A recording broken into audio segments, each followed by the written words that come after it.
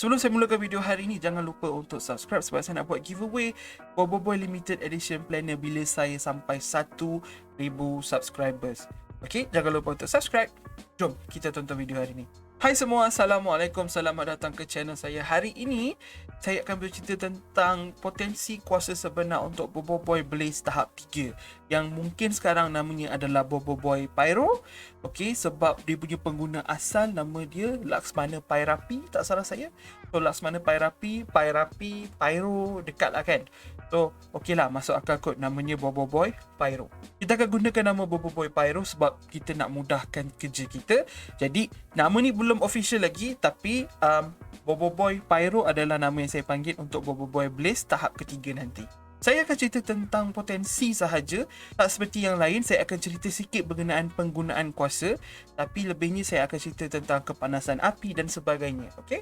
Sebelum saya betul-betul cerita tentang apa yang saya rasa Boboiboy Pyro ni akan ada, saya nak tunjuk kepanasan maksimum di dalam alam semesta. Okay? Boleh tengok, boleh baca dekat sini.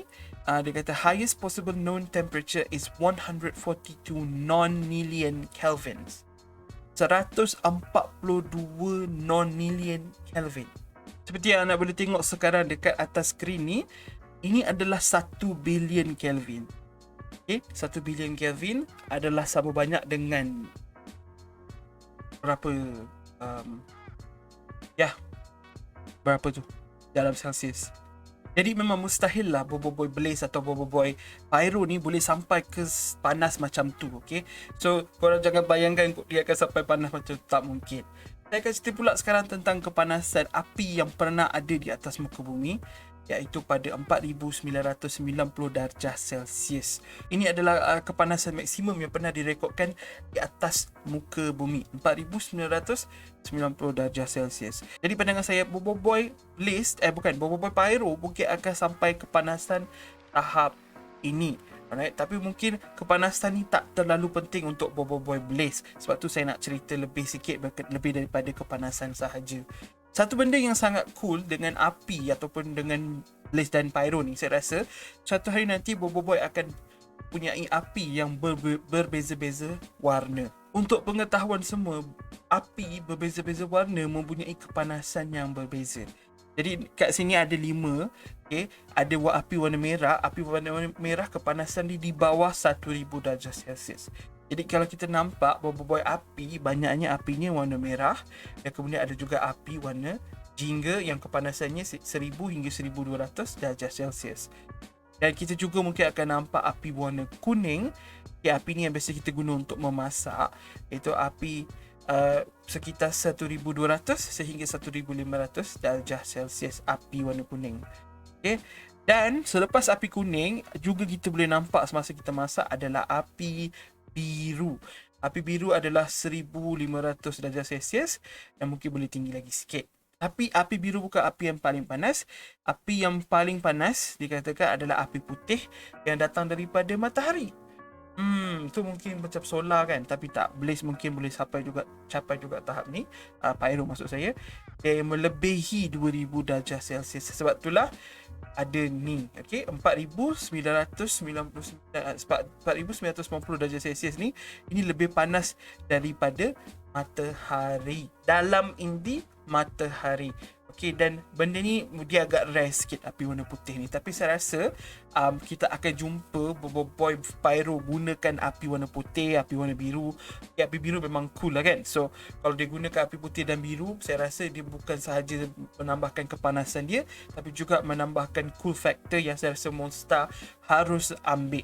Jadi itulah dia, saya rasa kepanasan maksimum Boboiboy Pyro. Okay, buat masa ni Blaze masih sampai dekat dalam api kuning punya range 1200 hingga 1500.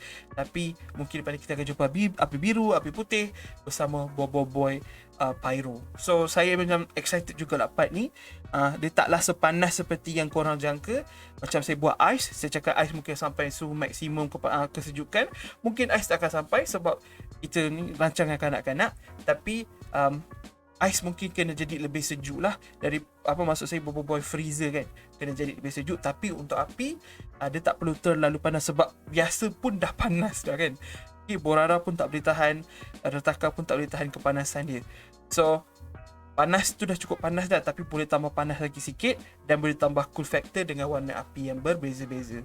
Jadi saya nak cerita sikit berkenaan serangan Boboiboy Blaze. Saya rasa Boboiboy Blaze sekarang memang suka gunakan serangan jarak dekat. Ada kebanyakannya macam tinju berapi, boleh jarak dekat dan jarak jauh, tapi lebih efektif kalau jarak dekat. Boboiboy punya serangan jarak jauh yang saya boleh fikir sekarang adalah serangan bola api. Itu je jarak jauh. Itu pun dia bukan jarak jauh sangat, dia jarak medium jauh. Okay? Dia tak terlalu jauh. Dia tak macam panah ais, boleh jauh, pergi jauh. Ataupun serangan optik yang boleh dari jauh mana-mana pun boleh, daripada solar kan. So itulah dia Boboiboy Blaze. Cuma bila dia jadi Boboiboy Pyro, saya ada rasa yang dia punya range akan bertambah. So kekuatan dia tinggi lah bila serangan-serangan api ni naik range dia. Maksudnya dia boleh buat serangan jauh macam Boboiboy Ice juga.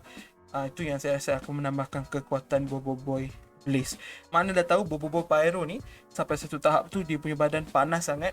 Apabila dia jalan je, benda-benda di sekeliling start terbakar, okay? Macam rumput-rumput, daun, kayu-kayu akan start terbakar sebab dia terlalu panas. Dia tak macam Boboiboy Blaze. So saya rasa sampai macam tu je lah tahap maksimum Boboiboy Pyro. Saya nak pergi jauh-jauh, tapi saya rasa lebih baik kita gunakan cara yang lebih praktikal, cara yang lebih logical untuk buat prediction macam ni lah, untuk buat teori macam ni. Okay, itu sahaja dari saya untuk hari ini. Terima kasih banyak-banyak kepada semua yang menonton. Jangan lupa untuk subscribe, sebab bila saya dapat 1000 subscriber, saya akan buat giveaway untuk Boboiboy Limited Edition Planner. Okay, saya dah beli 2 dah, lagi 1 saya akan bagi kepada salah seorang subscriber saya bila saya sampai 1000 subscriber. Guys, terima kasih banyak-banyak. Saya sangat-sangat hargai semua orang yang tonton video saya. InsyaAllah lepas ni kita akan teruskan series ni dengan Boboiboy Gamma. Sebab Boboiboy Gamma ni akan ambil masa sikit lah untuk dia punya untuk belajar pasal matahari dan sebagainya. So korang tunggu sikit. Lepas ni ada lagi video pasal teori untuk isu yang ke-9. Lepas tu ada review untuk, saya dah beli Boboiboy Galaxy Comic musim 1. Okay, saya akan start buat review musim 1 pula. Okay, saja-saja tengok easter egg dan sebagainya. Okay guys, sekali lagi terima kasih. Jumpa lagi di video akan datang. Bye bye.